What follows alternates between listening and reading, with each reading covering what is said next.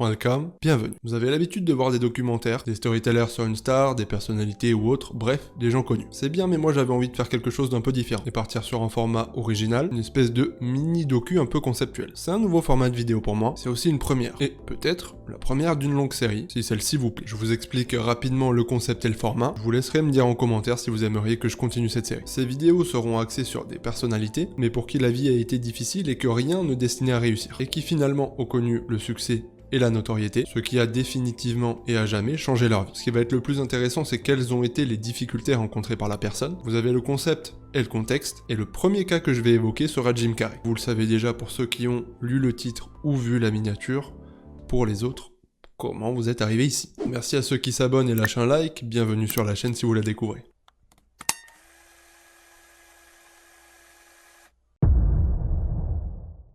Jim Carrey est originaire de Newmarket, Canada. Il avait une enfance tranquille, bien que solitaire. C'était un enfant bruyant et expressif. Tordre et déformer les traits de son visage est devenu sa signature, tout particulièrement dans ses premiers succès. Mais s'il pratique son art de la grimace depuis l'âge de 7 ans devant son miroir, jusqu'à devenir aussi malléable que de la pâte à modeler, c'est pas par hasard. Rien à voir avec le fait d'amuser la galerie, car durant sa jeunesse, il a surtout eu l'occasion de pleurer. Les gens le voyaient comme un enfant un peu étrange, différent, spécial. À cet âge-là, son miroir était son seul ami.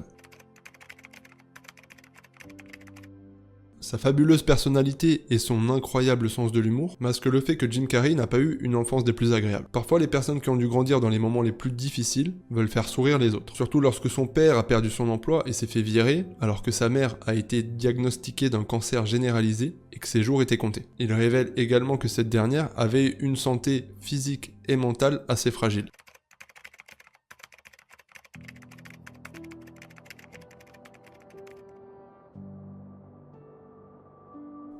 Sa mère, elle, avait des problèmes de toxicomanie à cause de sa propre éducation. Et elle ne pouvait pas faire grand-chose pour sa famille. Jim Carrey, qui souffre lui-même de dépression depuis des années, se montre très compréhensif envers son modèle, même s'il n'a pas peur d'évoquer un certain abandon.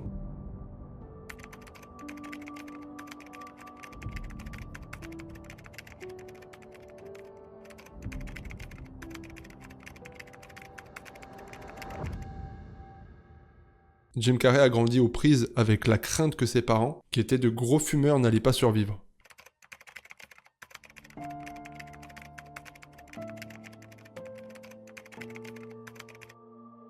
Ces craintes s'intensifièrent alors que sa mère parlait librement de sa propre mortalité.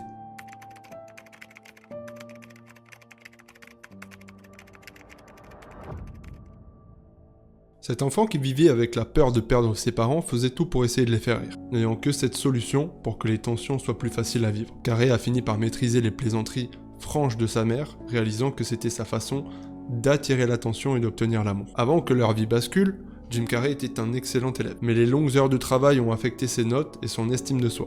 Il était déjà connu pour sa personnalité extravertie et son courage. La créativité et l'humour sont au final devenus ses seuls amis. Mais grâce à ce miroir devant lequel il grimaçait pendant de longs moments, il s'est rendu compte que ses camarades de classe rigolaient, et les profs aussi, qui d'ailleurs lui autorisaient 15 minutes par jour pendant les cours pour faire des blagues et ses grimaces et faire rire tout le monde. À cette époque-là, sa mère est mère au foyer et son père est comptable. Il est aussi saxophoniste et a dû abandonner ses rêves suite aux problèmes de la famille. Le jour où son père a perdu son emploi, il avait 12 ans. La galère commence alors pour les Carrey.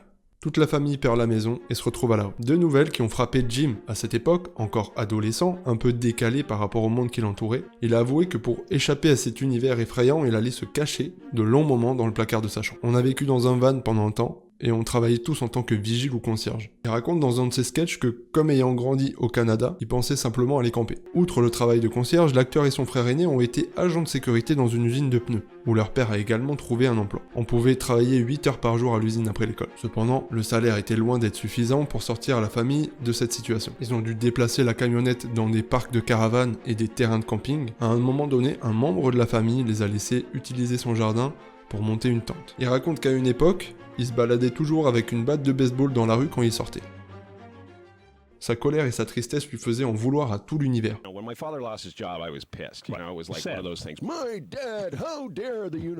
Quelques années plus tard, son père retrouva du travail dans une usine, et à l'âge de 16 ans, le jeune Jim est aussi allé travailler dans cette même usine après avoir arrêté l'école pour aider sa famille. À ce moment-là, il préfère la solitude, et c'est à ce moment-là qu'il s'observe et se crée d'autres personnages en se regardant dans le miroir. Aujourd'hui, ce passé douloureux a pu donner naissance à une personnalité qu'on peut modeler à l'envie. On aurait pu croire que suite à de tels événements tragiques, il se serait effondré, mais alors que tout s'écroule autour de lui, il trouve une échappatoire.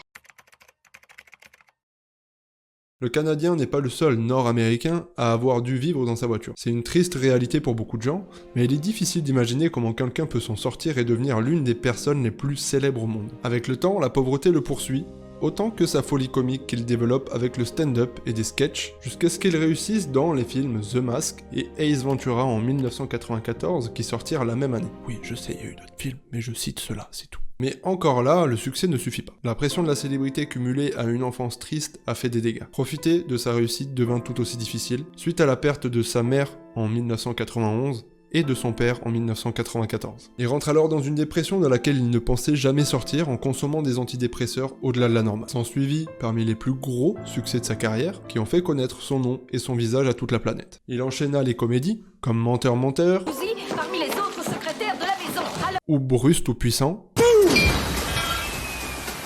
ou même dans un registre dramatique, le nombre 23. Exactement, 11 plus 12 égale 23. Anniversaire 23, permis de conduire, numéro de sécu, toujours 23. Et même Yes Man.